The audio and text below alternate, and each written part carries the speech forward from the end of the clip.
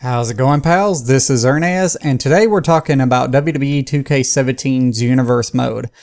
So they posted an article about it. If you don't want to hear me talking about it, then there's an article in the link in the description below, and you can go there and read it yourself. But I do have a few things that you might not notice, so let's just get started. So first of all, there's 3 save slots now. That's going to be amazing because sometimes you just want to mess around and you don't want to mess up your universe, or you want to get the achievements and you don't want to mess up your universe. And this is a great way to do it. You have another save slot. You can mess around with that.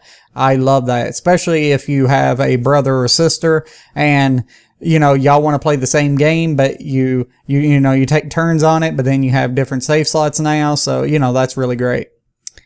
So for the first picture after that, it shows tonight's show, and that basically shows the people who is associated with that show to make it feel more authentic. I think this is amazing because it makes it feel like your show is more important, especially if you use calls. It's really going to tie into the game, and it's going to make your show feel like, hell yeah, these are my main guys. These are, who the show's all about. And I think that's really, really cool.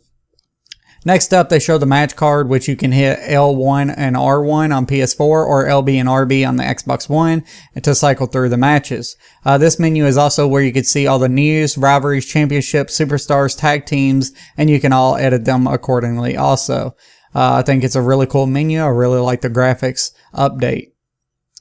He then shows a few pictures of the show opening. He said that you can have the intro to Raw, such as the pyro and even the soundtrack and opening lines from Michael Cole. He does go on to say that you can use them for custom shows as well, so yay for that. It would be great if we can edit them, which it kind of sounds like we can. I'm not sure if I'm picking up that wrong, but it would be cool if you could pick pyro, or even if it ain't pyro, you could pick an opening intro and things like that. But since he said custom shows, I'm gonna guess that's what you can do, because I can't imagine, you having Raw intro up on your custom show. I don't imagine them making you do that. So that's going to be really cool. After that is a picture of the match card. I love the graphics they added to this because it makes the show feel tidy. And once again, one thing they mentioned here was the fact that you have to go in order of the matches now. That's not to say that you can't edit the matches, however, so don't throw a hissy fit. But I'm wondering, will it break the rivalry matches again if you do edit it? Because sometimes in the other universe, my main card or my championship match wouldn't appear at the end, and it really annoyed me, like it would appear in the middle or whatever. If I go to edit that and put it at the last, is it going to kill the rivalry? Because if you don't know, last year when you edit a rivalry match, it just wouldn't be a rivalry match anymore. It was really weird. Hopefully they fix that. If that's the case, we'll just have to wait until we get it to see. But the reason for this change is so that the commentary can talk about things that happened previously throughout the night, or, future in the night, which I think is a really cool addition, because it's going to make your universe actually feel like it's a show. Like, you're not just going from one match to the other and trying to use your imagination. It's actually picking up on you. Rusev attacked Roman Reigns earlier tonight, or later on in the night, AJ Styles will go up against John Cena, and it will make it feel like, oh, this is actually happening. This is a show. I'm putting on a show. And I think that's really cool. You also see that there is a little R beside some of their names, and that basically just indicates that the superstar is in a rivalry. Afterwards is the matchup screen, which the commentary also speaks about the upcoming matches. You can also pick which superstar you want to play as instead of when the match begins. Now, I kind of like this and I kind of don't, because let me explain. Say if I had Brock Lesnar versus Triple H, and I was going to be Triple H, but a cutscene happened where Brock Lesnar attacked Triple H before the match. Then I would want to switch to Brock Lesnar so that I can beat Triple H down, because he already attacked him. And I just kind of wanted to further that along. But now it doesn't seem like you could do that, because you can't pick who you want before the match begins. So, that's going to suck a little bit. After that, it shows Rusev celebrating his win against Sheamus, but Roman Reigns comes down and does a stare down. He goes on to say that they updated a majority of the cutscenes as well, so expect new things within your universe. So that sounds amazing, because I got tired of seeing the same old cutscenes over and over. Then after that, he shows the promo system, which it seems like you're able to set up your own since it shows up in the match card. That's going to be really, really cool. I hope that's the case, because if I want to do a random promo for some, mid-carder to try to bring him up, that's going to be really, really nice to do. They also talk a little bit about the run-ins and how you can now set them up, which we've seen earlier throughout this year.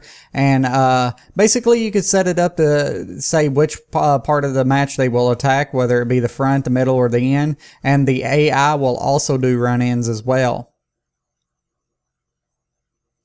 After that, he shows a couple of screenshots of Universe from the news, to the Championships tab, to the calendar, and My WWE.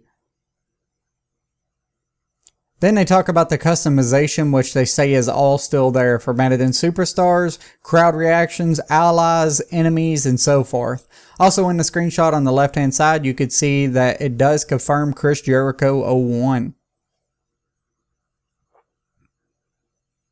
Then after that, they show editing a team, and it's basically the same as last year with a couple of changes. Actually, it might be more than a couple, because if you see the scroll bar on the right hand side, it still can go down quite a bit.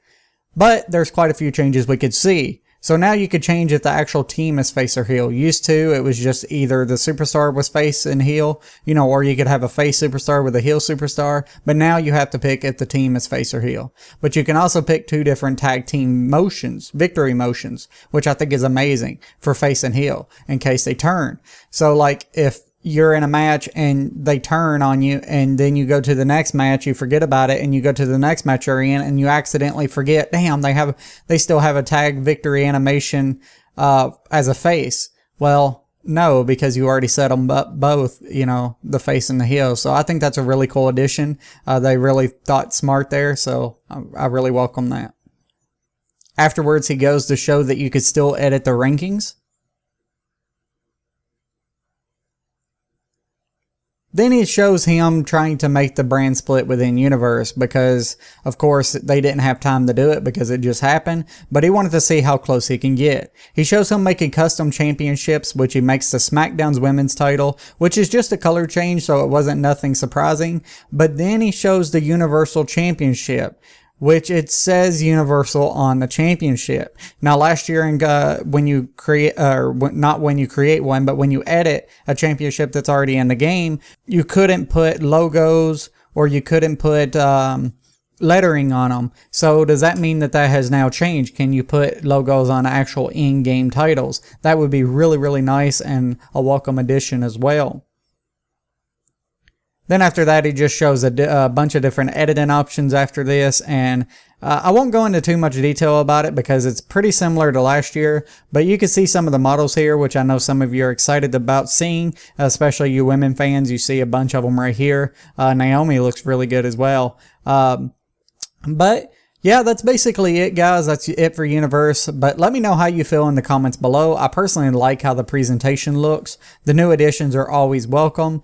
And I know some of you are disappointed there wasn't more because there wasn't no showcase. So a lot of you was expecting, this big blowout of Universe. But I kind of wasn't. I was kind of keeping my hopes, low and my expectations low. And, I welcome the new additions. I think it's going to add a lot to Universe. Do I wish there was a little more? Yes.